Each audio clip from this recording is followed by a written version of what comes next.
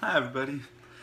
Alright, so yesterday, apologize for the lack of notice, but I got pulled away on some urgent water park related business. So we're back. It was fun. There were 2 large slides and lots of small slides, and my 3-year-old is very much into Marco Polo now after that ad that was on the Olympics a lot. Those of you who were in the US or the right regions of the US might have seen it. Made me really happy. It's actually one of my favorite ones too. It's basically these kids out just in a backyard above ground pool playing Marco Polo, except over at one edge of the pool, Marco Polo is fully dressed in whatever Renaissance clothing. Or oh man, that's sad. I don't even know what period Marco Polo is. Awkward.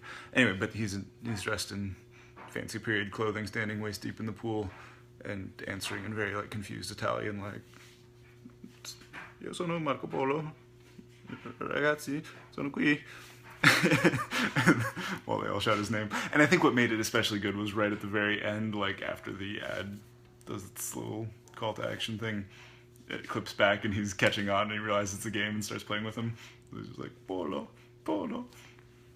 Anyway, it was really fun. Anyway, so my girl enjoyed that greatly. She had not really heard of Marco Polo, either the person or the game before, and so she was wondering why the kids were in the pool shouting Marco Polo, and so I explained it to her, and so now when we went to the pool yesterday, she and I played Marco Polo. So that was fun. So the big news coming up is we're going to have a booth at the Baltimore Book Festival. I think I've mentioned this.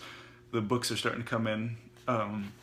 It's kind of exciting. It's the biggest order of inventory that I've ever put in. I mean, it's still not huge, but scores of books. So we're getting box after box after box full of novels, and it's gonna be fun. So I'm trying to think of some cool ideas for what to do at the actual booth. We'll sell books, might have a couple posters or kind of eye-catchy things. I was talking about bookmarks. Kristen had the idea of actually having a color your own bookmark, and then maybe having some colored pencils at the booth so people can hang out and color while they chat. I think that's a great idea. I was thinking have a bookmark based on each of our main books or series. So you'd have a Heber's Towers bookmark, a Dreamworld Collective, a Deathstream Kingdom, Dagger in the Rose, and the Stone in the Song. Because each of those has some very pretty and or striking visual characteristics, so you could make probably a pretty cool bookmark out of each one. I guess I would have to be doing the design on each of those, and time is running a little short, so I'm a little iffy on whether that'll actually happen. But then you could do a cool thing, if you buy a copy of the Dreamworld Collective, you get a Dreamworld Collective bookmark that goes with it. I was initially thinking just give them away, but Kristen proposed having the colored, color your own ones as the free giveaway, and then sell the others and or include them with a purchase, or there's different ways to do that. By the way, I would love to hear your thoughts. Either feedback on each of these, which of the ideas I put out sounds like the coolest one, or if you have ideas of your own that are things that you would as a reader / book lover, what would you find fun or interesting or engaging at a booth at a book festival, a publisher booth. Another idea I had was, since it's the Baltimore Book Festival, you could have your BBFBFF, just a big sign, who's your BBFBFF, and actually get people to, or give people the opportunity to buy an ebook for a friend on the spot for 25% off or whatever it is. Just maybe have an iPad there, be able to go to the ClickWorks website and just put in a friend's email address as the delivery address. I guess that might be, I'm not sure if that would quite jive with how people think about it, but about buying books. But it could actually be kind of cool, say you just came by and you love vampires and you got your hardcover of Deathstream Kingdom, and you see that thing and you realize you've got a friend who is looking for a good read, and just send them a Kindle copy on the spot. I think that could be cool. because then you guys can read it together, and it's like a fun thing. And another idea I had was some kind of like, conceptually like a spin the wheel and win a prize thing. I probably wouldn't actually construct a wheel because I don't know how to do that, but and just have colored balls in a bag or colored objects of some sort. And if you pull out the right one, you get a little prize, or you get a free book, or something like that.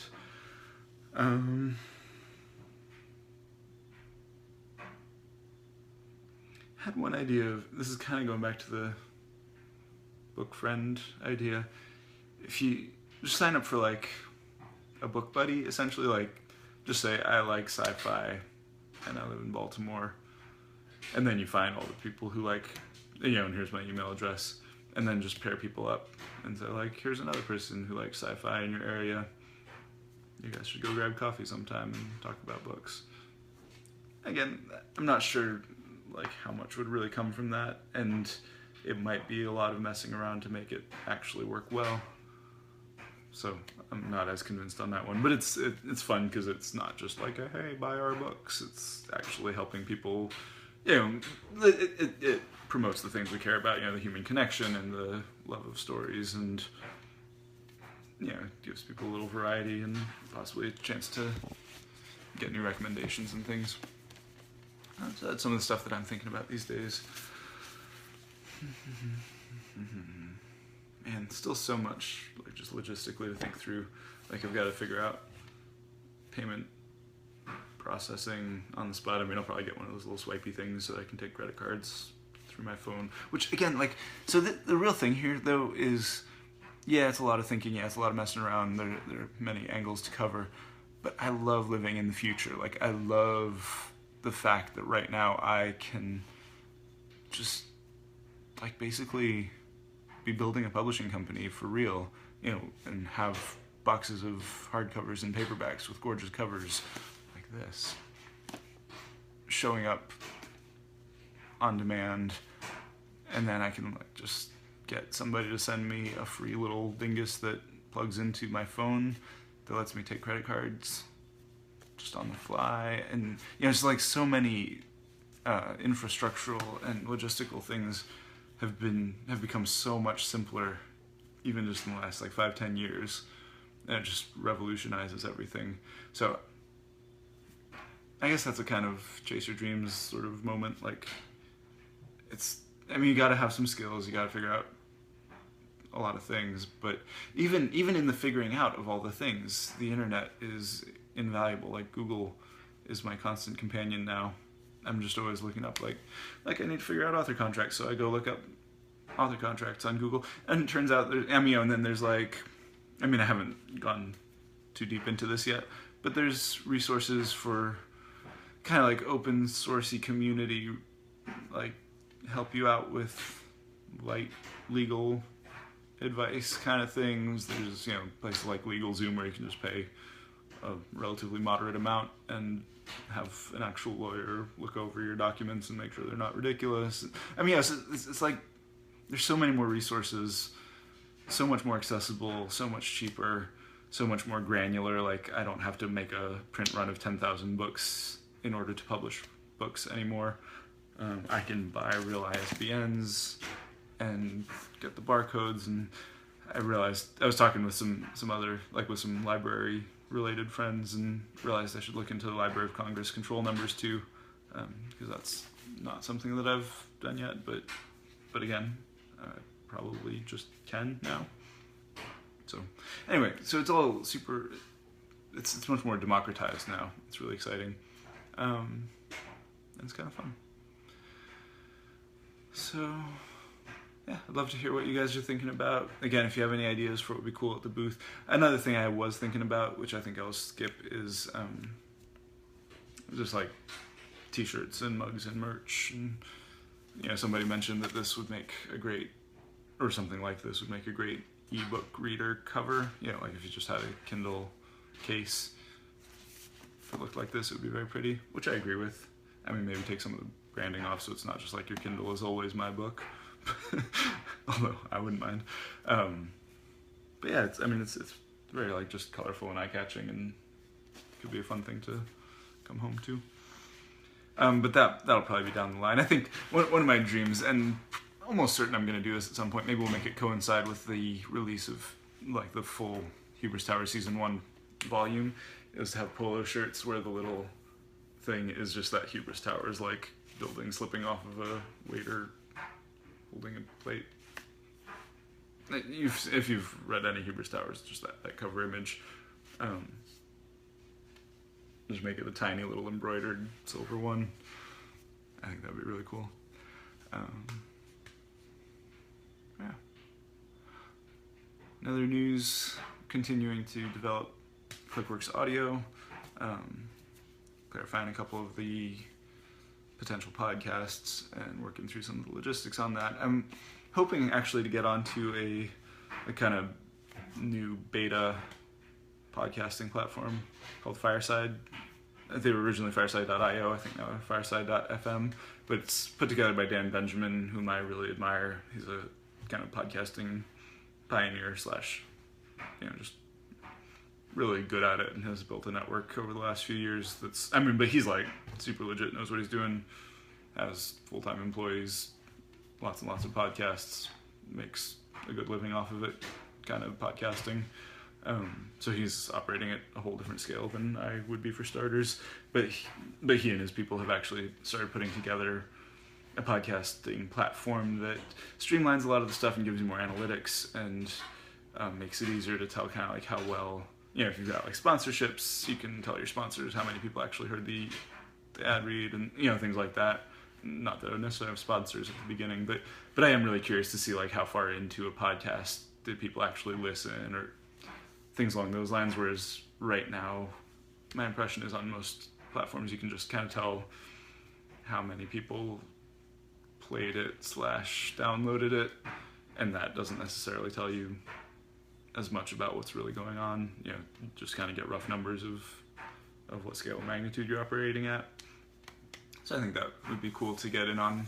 And but right now his platform Fireside is very, very new, and they're just kind of letting in people as slots become available, I guess, so as to not overwhelm the system. So I'm hoping I can get in on that beta. I think this would be a perfect opportunity to try that out. If not, I've got other ideas though, so we'll see how that goes. And I'd be curious to hear what kind of podcasts you guys are interested in. Like, one thing I'm trying to avoid is just having all of my things that I do be author-centric. Like, it's really easy as an author to say, like, okay, here's how I write books, and here's how I publish books, and here's how I market my books and stuff, but that's really only interesting to other authors, whereas mainly I'm writing for readers, not authors, obviously, and so I'd rather just kind of have fun things that people who would like my books would enjoy, and who would like ClickWorks books. So I will probably have a short, say 10 to 15 minutes, 1 to 3 times a week, kind of author almanac-y podcast that's just me kind of reporting on what kind of progress I'm making, what's next, what I'm learning in the actual more like writing and business side of things. But then my main one that I'm considering would be more of a just fun, not quite like variety show, but me talking about interesting things and maybe sharing book recommendations or reading a little bit of a story like I do with this during afternoon drinks. But be kind of more focused on life and community, or getting the most out of life, or how to pursue your dreams effectively. All of that sounds a little cliched, and also and maybe even just having fun together, like not telling you how to have fun with people, but just doing fun things, like give meals and recipes, and just have silly segments. I think it'd be really funny to do like a bad history / bad science segment where I just go off on a description of what the epiglottis is that is not actually fully accurate in a funny way. I kind of have to be in the right kind of frame of mind to pull that off. Like, when I'm hanging around with friends being silly, I can be really quite silly. But I feel like if I just sat down with a mic in front of me and tried to say funny things for 5 minutes, it might be iffy. So I'm thinking around possible workarounds to that. Like, I mean, one thing could be just... Hi. That was a flicker in my connection.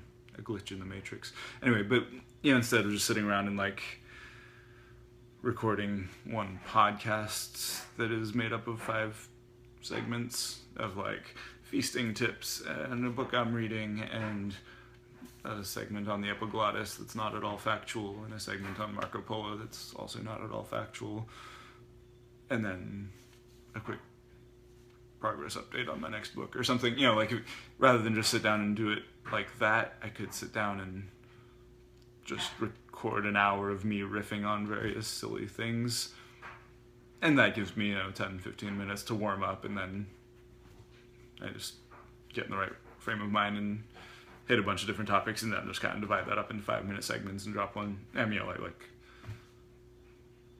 find the ones that actually came out good and drop those in the right spot in a podcast. So we'll see.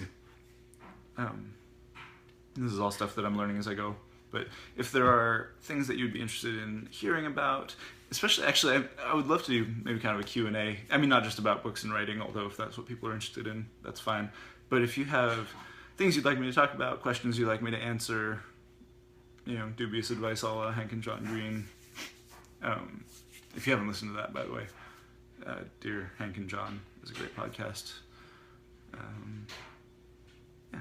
Anyway, if you have questions or topic ideas or segment ideas, let me know in the comments. I'd love to hear what you would like to hear. But then, even beyond me, like, I'm not sure that mine will even be the good ones. Like, I've got some really cool ones coming up. Yeah. It's like Bill is working on a Screw Tape-esque demon lecture series. We've got a couple other friends who are doing more just like slice of life or interviews with storytellers and songwriters, or kind of cool things like that. So anyway, I'm really excited. It's interesting to see how this is going to pan out. I've never done this before, but I think it'll be a lot of fun, assuming we can get it all together. And if you are interested in having a podcast, feel free to get in touch with me and pitch your idea. I'm kind of thinking we'll organize it like in seasons, so that makes it not just an endless commitment on both of our parts, but makes it a little more bounded, and so you can say, like, we're going to do 6 or 8 episodes in these increments, or 12 episodes, one a week, 30 minutes or so each, and and then at the end of that we can kind of see how it's going, and if you want to continue, and if I want to keep having it, and that kind of thing. But yeah, so if any of you are interested in actually being a podcaster, let me know too. It's your chance to get into the big times. Alright, so now, time for the story. We're continuing to read from the Dreamworld Collective, which I'm sure is showing up backwards on your screens, but that's fine. I bet you guys are all smart enough to read backwards, and I also just told you the name of the book, and it's in the notes. Remember to follow us on YouTube. So we're definitely up and running on YouTube now. Just search Clickworks Press, you'll find our channel. There's a playlist for afternoon drinks, that's the only thing on there right now, but we might have more cool videos sometime. Yeah. So we're continuing from page 123 of the Dreamworld Collective. Alex glanced around. The voice sounded like it was outside. Oh yeah, so somebody had just said, "Is anybody home?" from outside. "Hello?" called a man's foreign accent from around the corner, getting closer. "Is anybody home?" "We're back here," snapped Sushi. "Okay," cried the jovial voice, and within moments he was walking past the wall of windows. He entered the sunroom through the outside door. The owner of the voice was pleasantly rotund, with a bushy walrus mustache, and the red shirt and white overalls and cap that made up the uniform of Torrent Gas and Power Company. Relief flickered into Alex. It was remarkably poor timing, but at least this would get rid of one of the big stressors. Could help cool things down a little. "Hello," said the utility worker. "I'm here for..." Otto glanced up, eyes wide. It's you, he exclaimed. Yes, it's me, replied the man, confused but obliging. With a squeal of boyish glee, Otto charged across the room and clenched him in a joyous bear hug.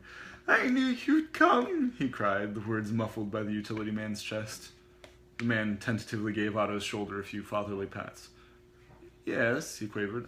I come. His nervous eyes skittered between the others. Damn it, Otto, he's not Mario, snapped Sushi. No, agreed the man. It's me, Kosla. I'm here for you gas and electric. Otto didn't let go. Let the nice man go, Otto, said Zen. He started peeling Otto's fingers free. Where is you electric meters? Asked Kosla, a little put off by the ongoing extraction of Otto from his belly. Not sure, Alex told him. I think it's out on the other side of the house, but we just moved in yesterday. Okay, I check, said Kosla. Zen placed Otto in a seat. Otto gazed up at Kosla in quiet, happy awe. Kosla patted him on the shoulder as he walked past. It's okay, big guy. He come. I know, Mario, said Otto dreamily. I'll wait.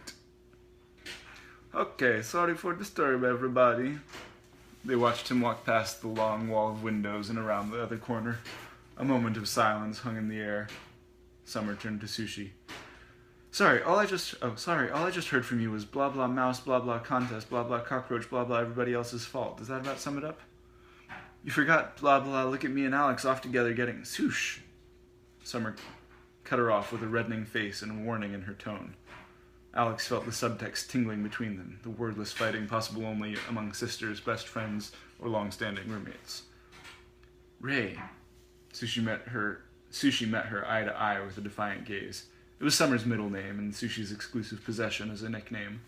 Alex could almost hear the tacked-on challenge. You got something to say to me? Summer gave a dangerous tilt of her head and the silent fight continued, flooding between them. Zen cut in. How about we spend half an hour blitzing the... Quiet, said Sushi, eyes still locked with Summer. Suddenly they seemed to reach an unspoken compromise. Sushi lifted her chin in a frosty gesture. All right, forget it. We can sleep on floors again. No, objected Alex, not after that. You're gonna help.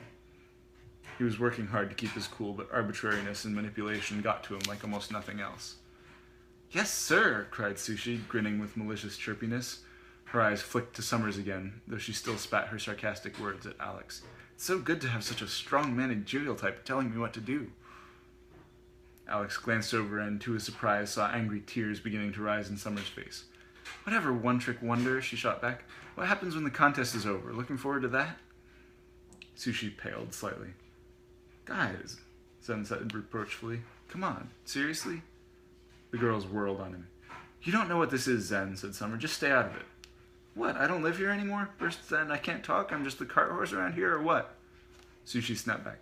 Don't try to fix this, okay? I know you think you're all sensitive and intuitive and whatever, but not here. Zen threw up his hand. I'm not trying to fix anything. I just want to live in my freaking house and eat with my friends and have a half-decent lack of mess, okay? I don't care what little spats you two want to get into. Tear each other up. Just, you want to maybe do a little scrubbing while you're at it? Summer and Sushi simultaneously inhaled for a response Alex could tell would turn this fight truly epic. Quiet, he shouted preemptively. Everybody just stop. Stop. Split up and cool down, okay? Sushi whirled on him. He cut her off before she could say a word. I don't want to hear it. Get out. Spread out, okay? Now he was shouting, but he didn't care. It was what needed to happen. Go.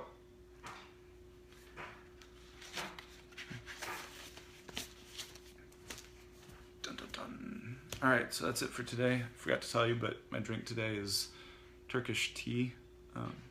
We found like whole leaf Turkish tea at a grocery store up in New Jersey where my parents live. Biggest Turkish population in their city.